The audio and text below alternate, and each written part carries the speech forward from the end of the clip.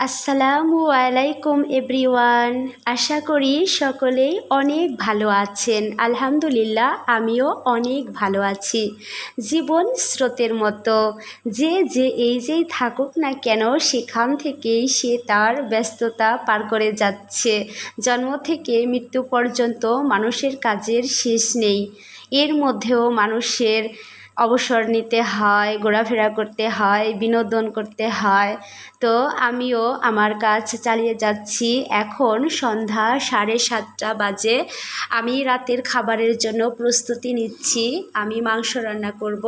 এটা কিসের মাংস আমি রান্না করছি আমি বলছি না, সবাই আমাকে কমেন্টস করে জানাবেন। মাংসটা রান্না করার জন্য আমি কোনো শুকনা মরিচ ব্যবহার করছি না, সম্পূর্ণ কাঁচা মরিচ দিয়ে রান্না করছি। তো আমি আবারও বলবো, আমি কোনো পাকা রাঁধুনি নই। তো আমি যেভাবে সচরাচর রান্না করি সেইভাবে রান্না করে আমি সবার সাথে শেয়ার করছি। প্লিজ কেউ কোনো খারাপ মন্তব্য করবেন না।